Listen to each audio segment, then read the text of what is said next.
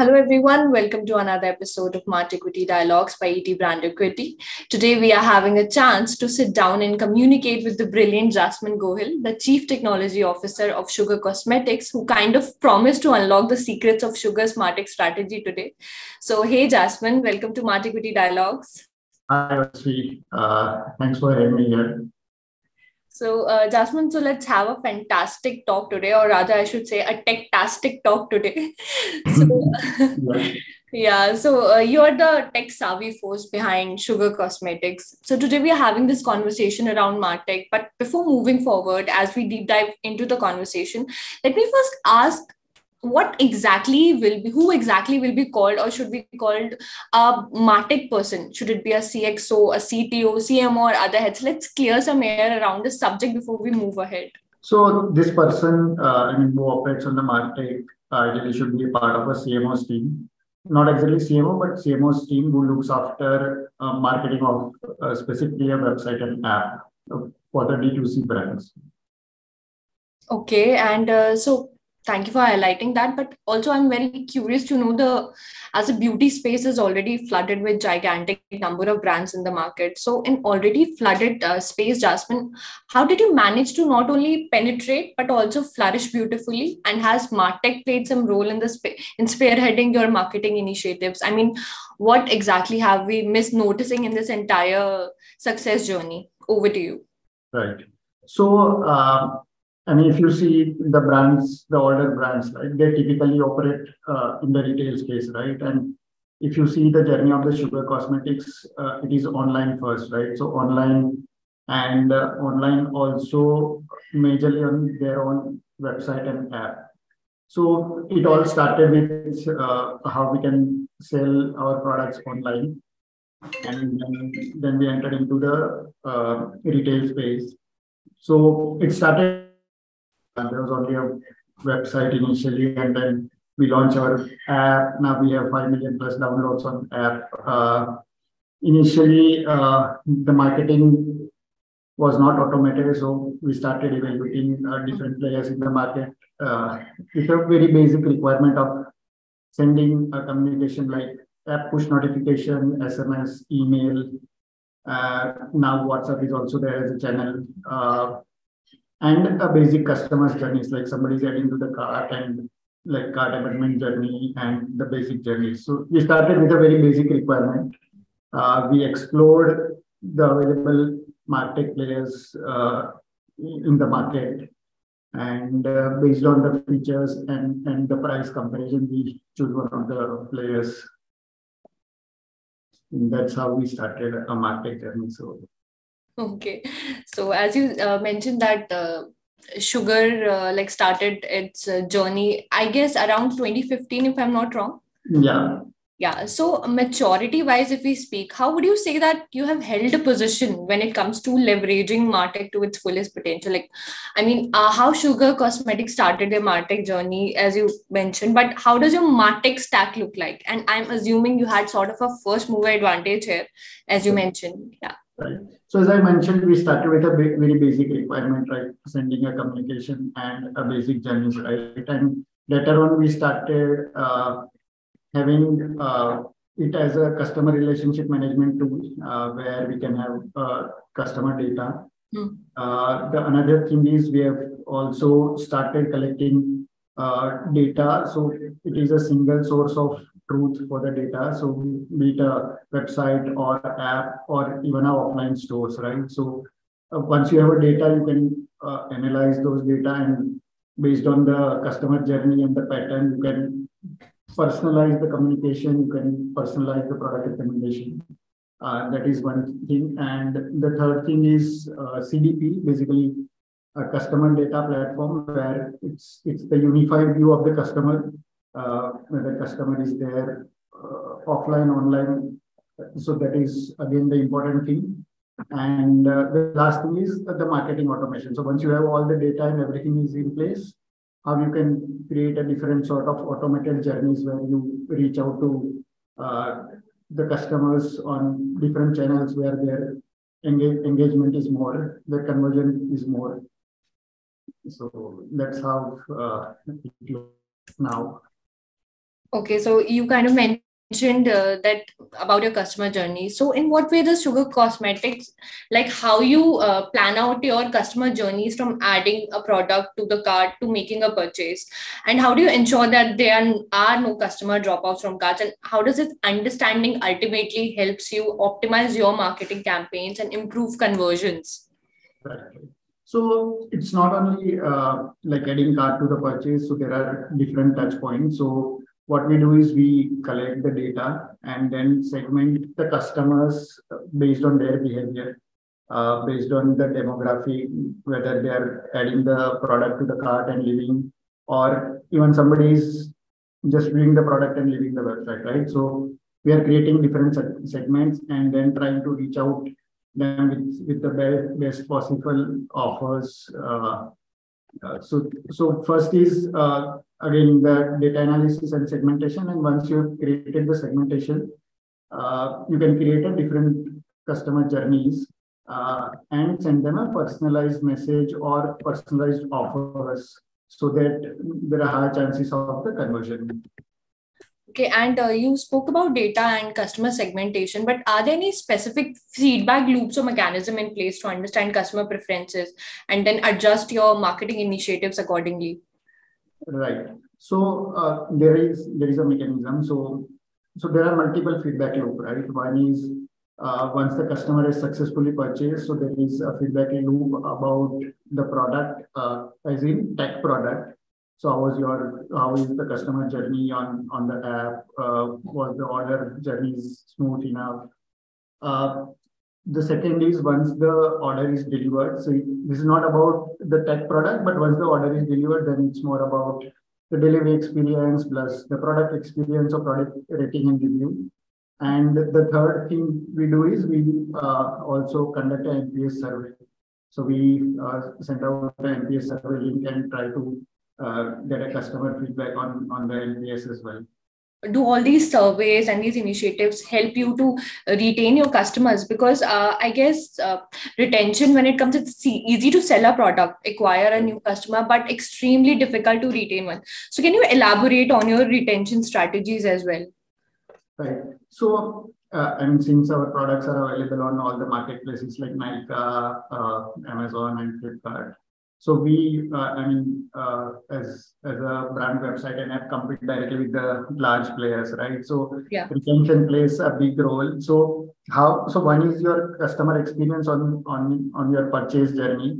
Apart from that, what else we can give on our website app, which is not there on the marketplaces?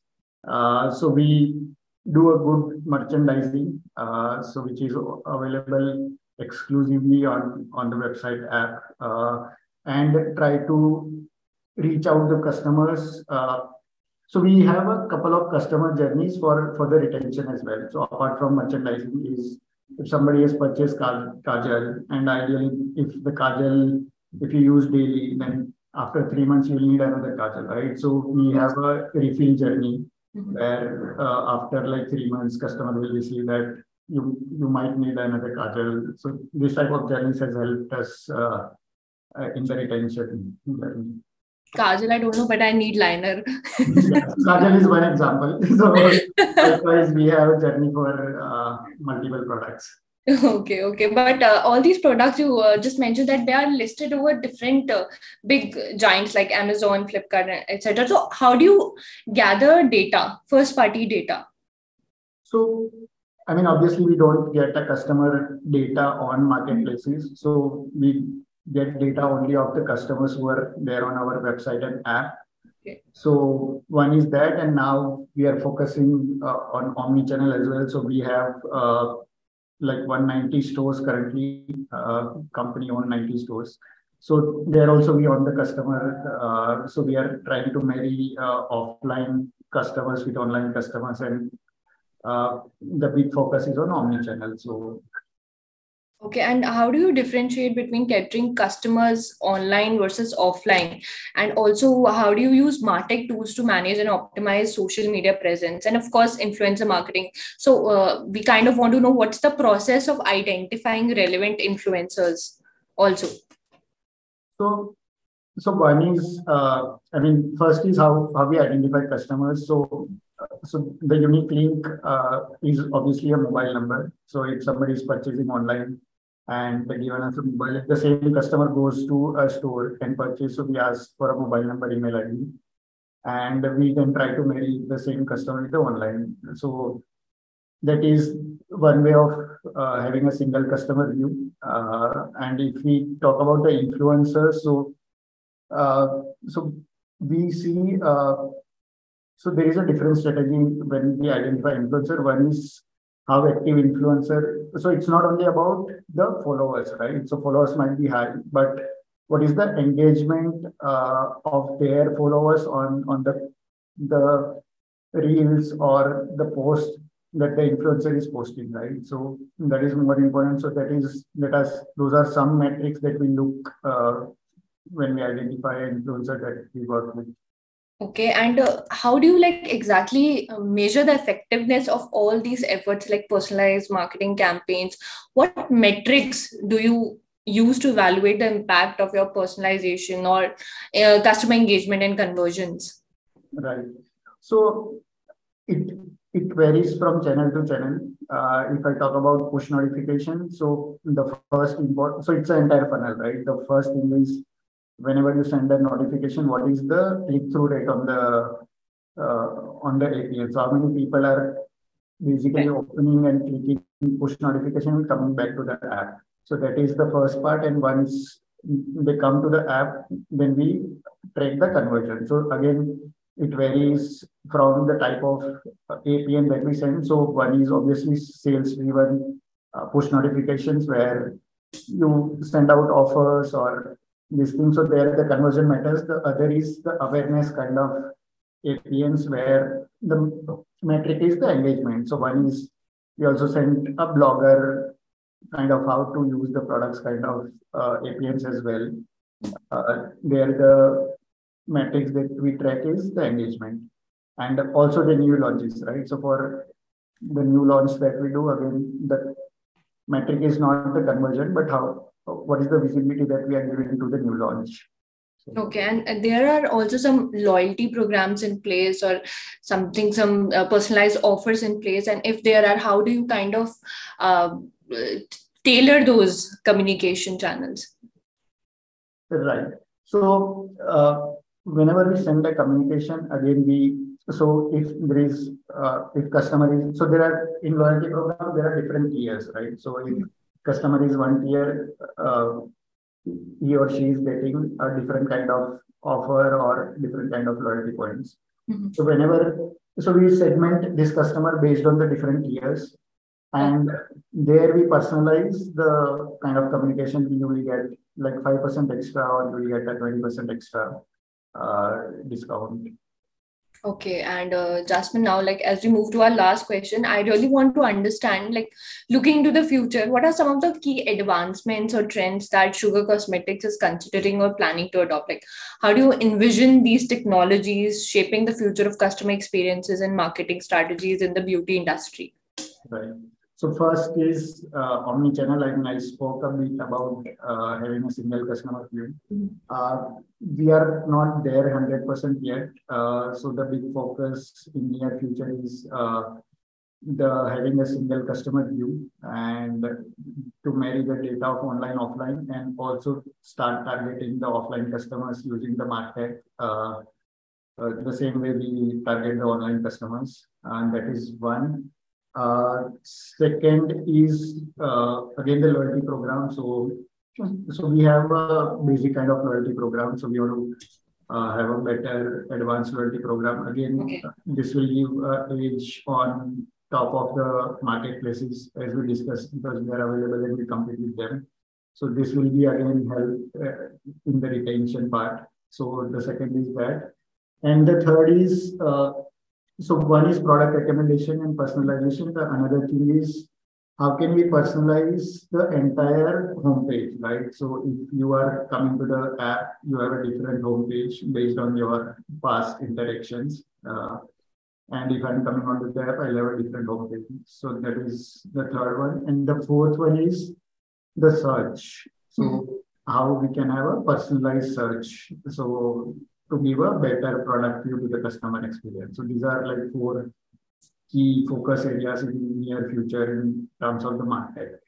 Also, you're kind of integrating generative AI at the talk of the town into your strategies. So we are exploring, we are trying to figure out the use case. So Abhi, so it is the top of the town, and it is a good to have kind of, it will give a PR, but I'm not sure how much it will convert into a revenue. So I'm not still thinking of the ROI and thinking what all use case we can solve with the generative AI. It is definitely a future. We'll have to do it, but when is the question? So Yeah, absolutely.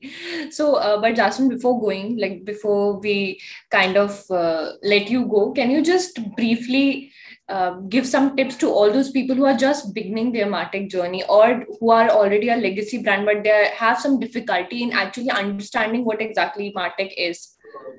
So one is, it is must, and you must have a Martech solution. It definitely helps in all the communications and personalization. Uh, so those who are starting early and they do not have a Martech, as I mentioned, it is must. It is easy. As I mean, sooner you start, it's easy. And because it also takes time to integrate, to collect all the data and mature. And those who are at an early stage, I mean, they have started integrated. So there are many things, right? So you, I mean, probably phase out like what you want to start with, and then slowly add up like many other features and functionalities, like we did with initially you want to do only with the communication and the basic journeys, and then explore the advanced features rather than doing everything at one go. Okay, so you have seen some clear results adopting Martech. Yeah, it definitely helps. Okay, And so makes life easy of the marketer. Like they want to reach out to different segments with different consumers. Otherwise, they'll have to uh, ask for the data to the tech team. You create a this yeah, segment for exactly. me, and then do it. So it reduces a lot of manual work. That's great to hear. That's what we want to hear. So, Jasmine, I guess that's it. Thank you so much for your time today and for the lovely insights. Thank you Thank, so much. thank you, Alice. Thank you. Nice talking.